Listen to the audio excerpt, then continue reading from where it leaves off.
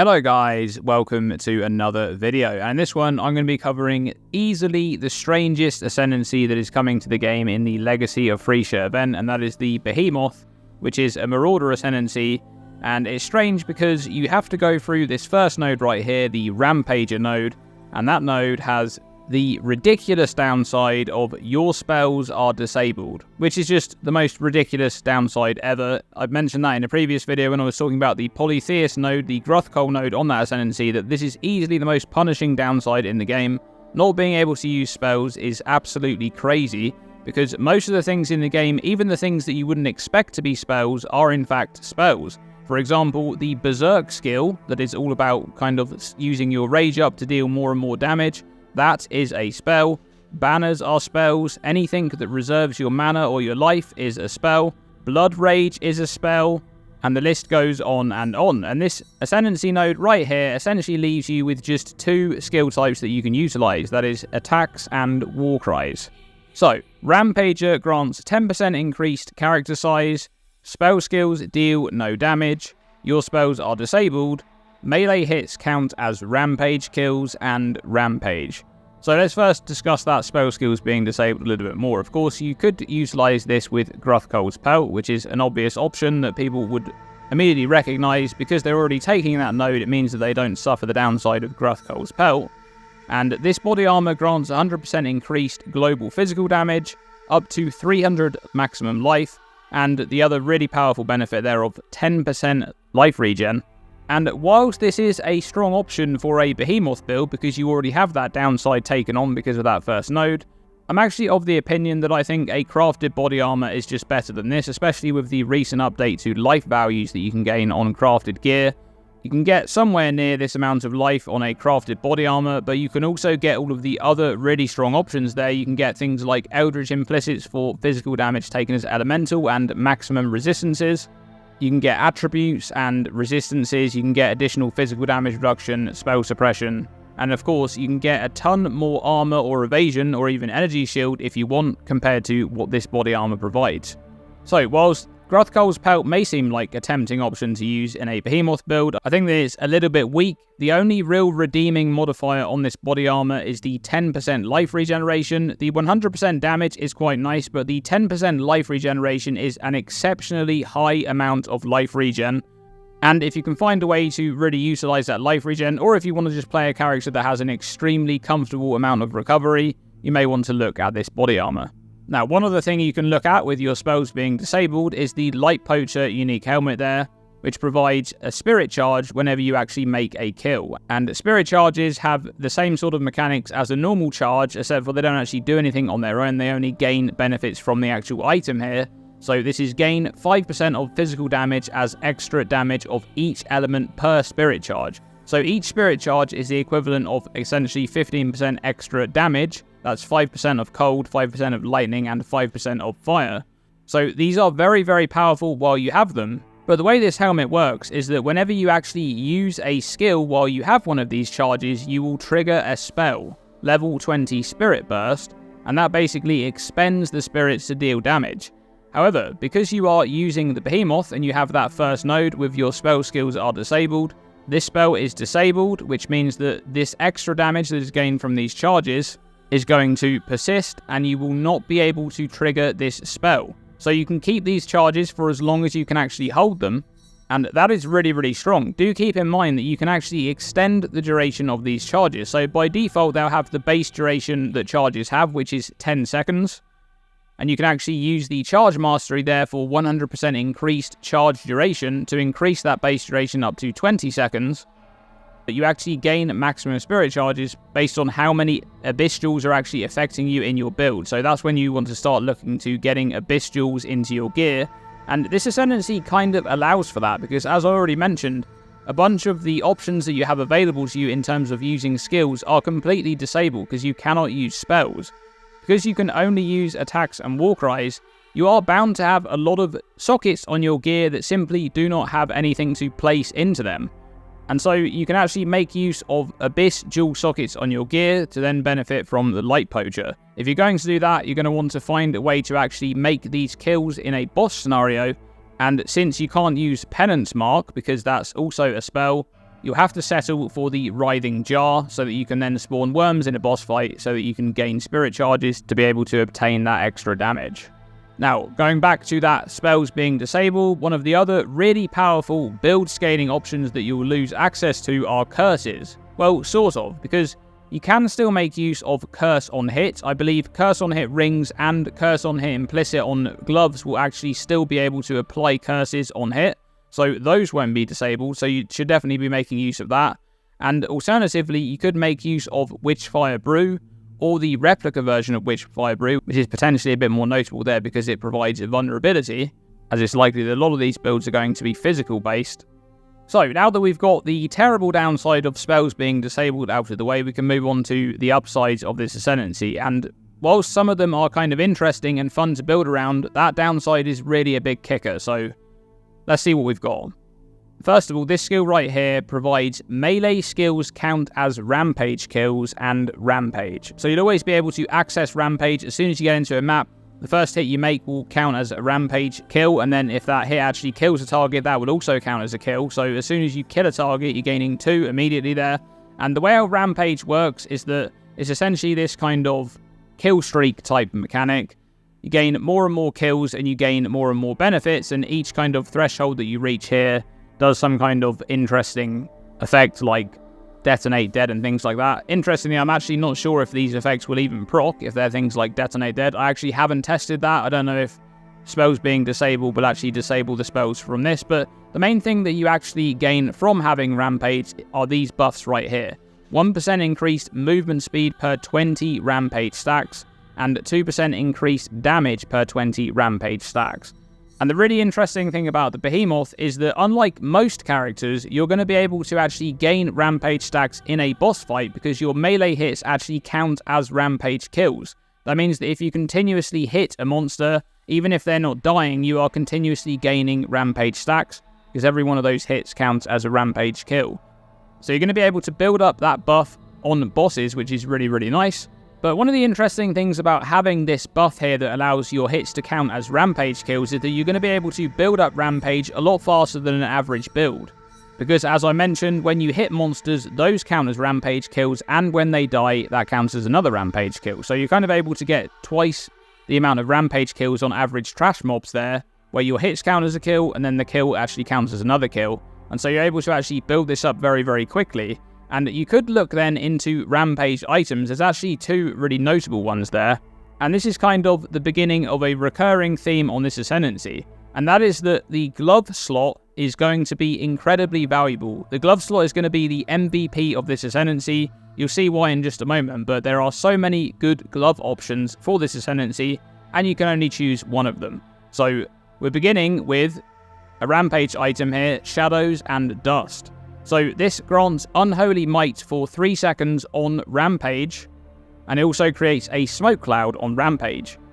So whilst 3 seconds might not seem like a lot, every time you actually gain one of these Rampage tiers, this effect is going to proc. And Unholy Might is actually a pretty strong buff.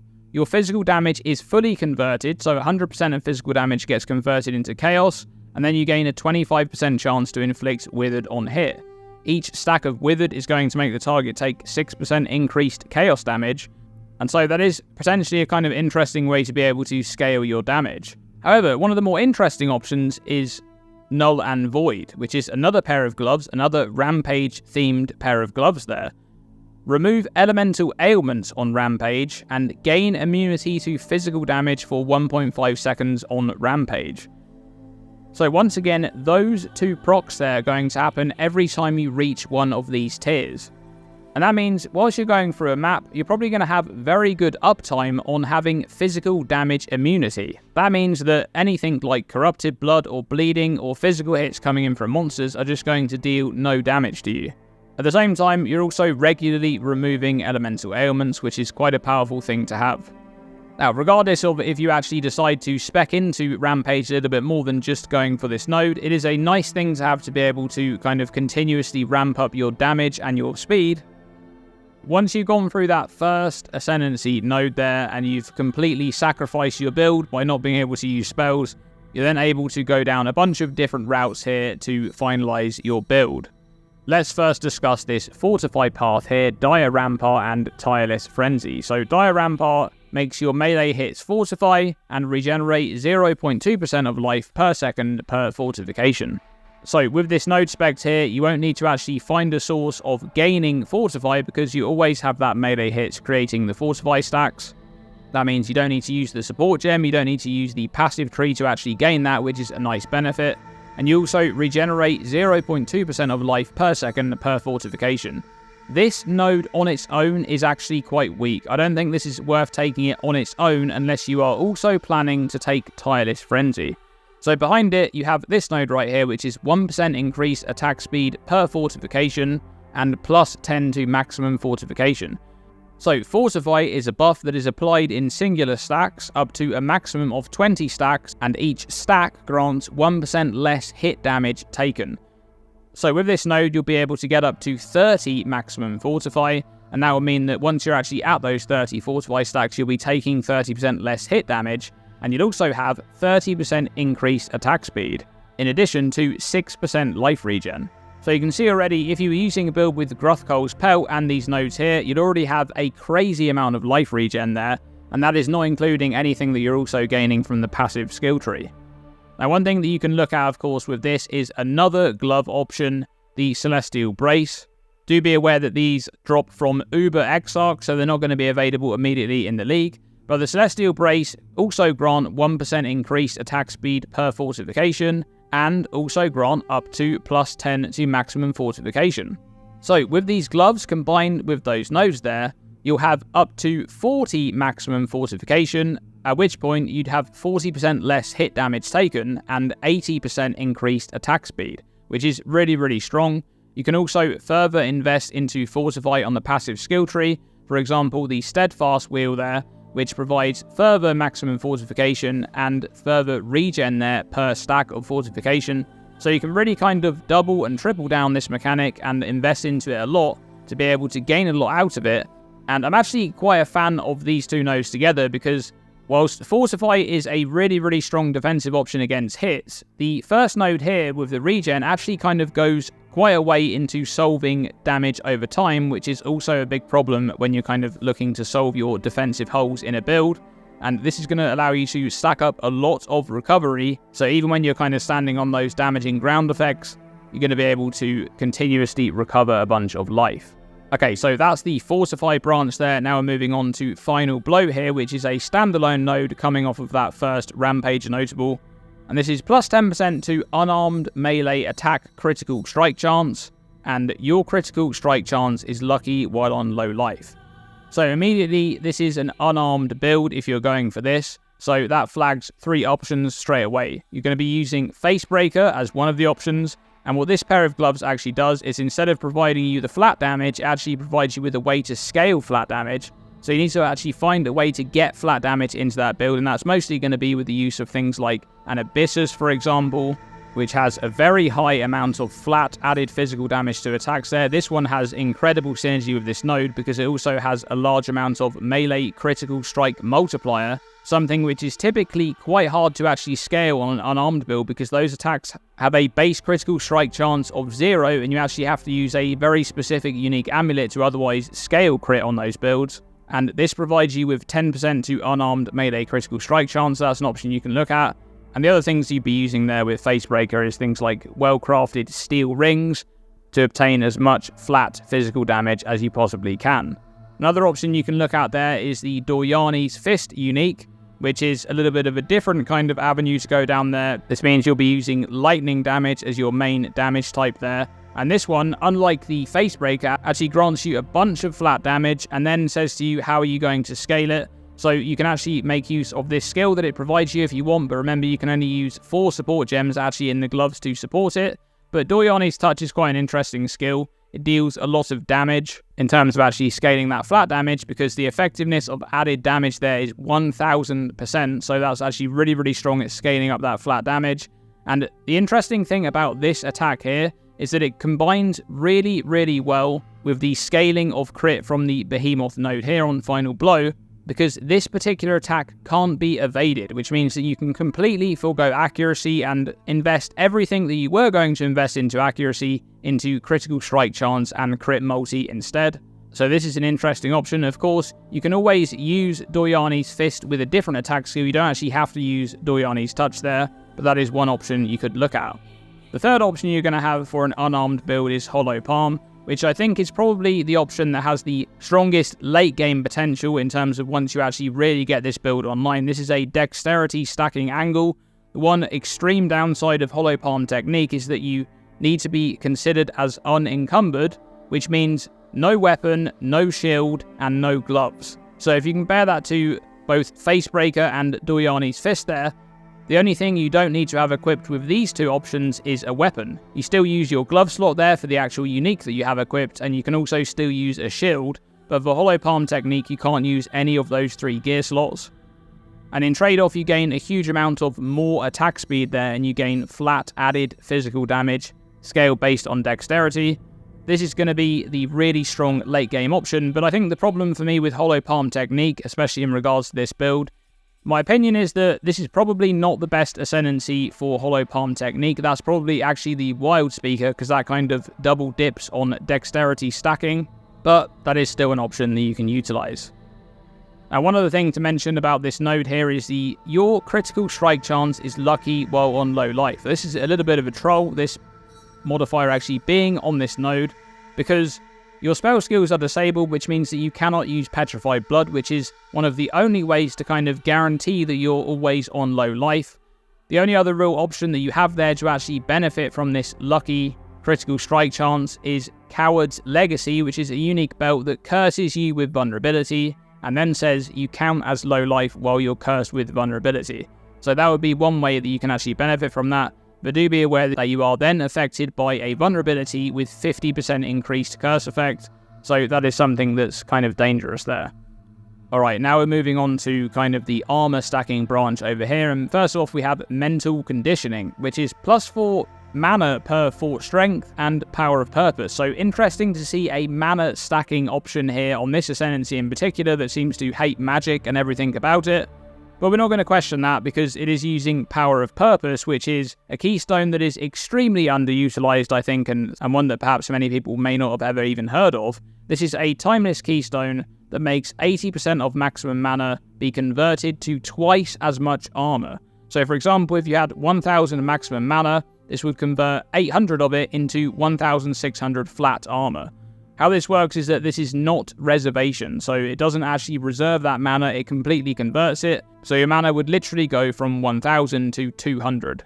Now, the reason why this is here on this Ascendancy is because spell skills being disabled means that you cannot reserve your mana in any kind of way there, so they wanted to make a use of your mana, aside from this build just always de facto going for blood magic. This does mean that you can go into this here and actually be able to gain a decent amount of flat armor. Most Marauder builds that are on this section of the tree and they're going for a typical melee setup will probably have in the region of 250 to 400 strength, and so you'll be able to get a decent amount of mana and thus a decent amount of armor from this node.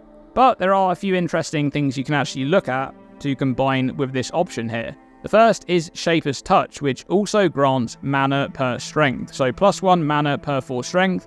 That would bring the count up to 5 mana per 4 strength that you have.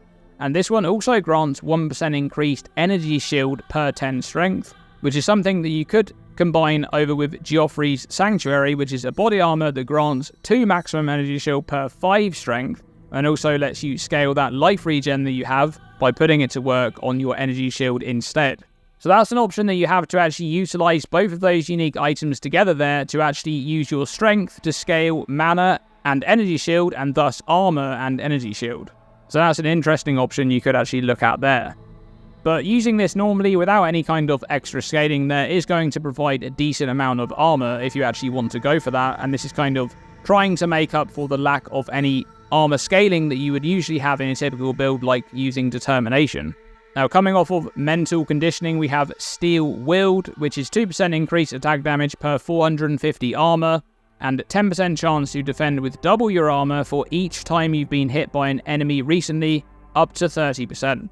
So this first modifier here, 2% increased attack damage per 450 armor, is twice that of the modifier that exists on a replica Dreamfeather. So this is a very powerful modifier. It doesn't require you to use a replica Dreamfeather, so you can still use a powerful crafted weapon if you want to.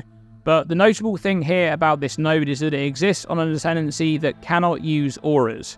Therefore, you are extremely hard-pressed to actually scale armor in a big way. One of the things that you will be using on this Ascendancy in pretty much every build is Warcries. I think most builds are going to be doing some form of Warcry pianoing, because another thing that I didn't mention earlier is that you actually cannot use Auto Exertion, because that is a spell as well, which means that any Warcries that you use, you must click yourself.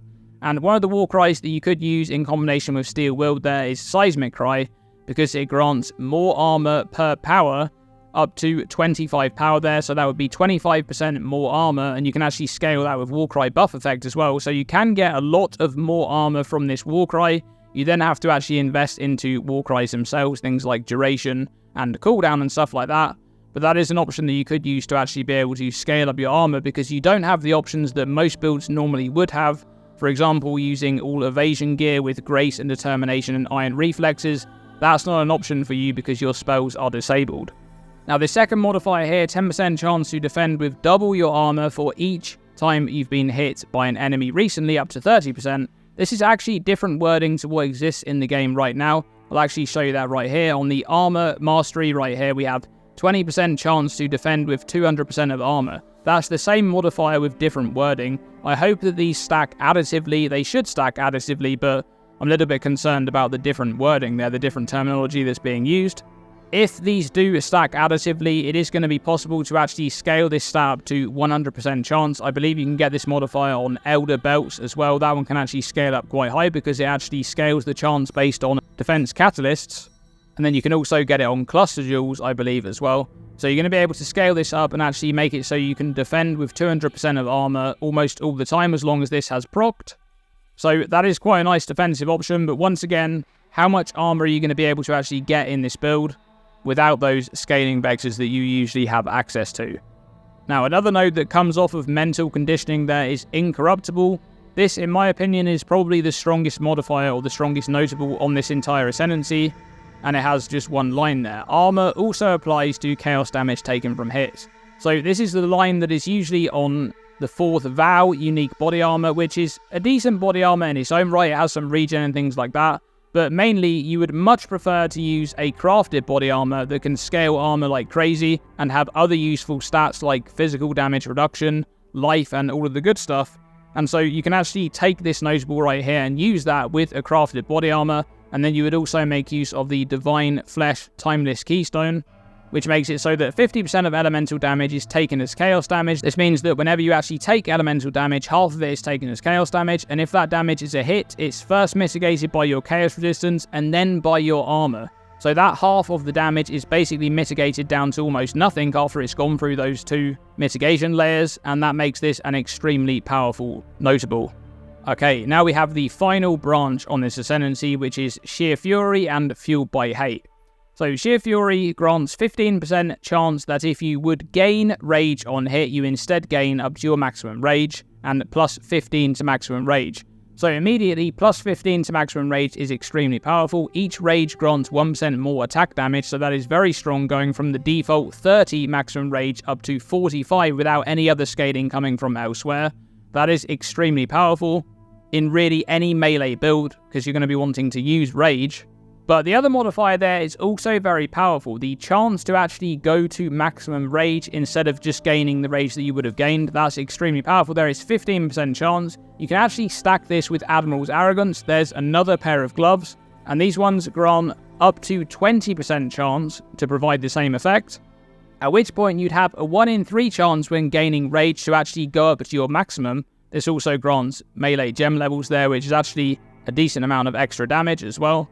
Now, this modifier would be great with Berserk, but as I mentioned earlier, Berserk is a spell, so you can't use that.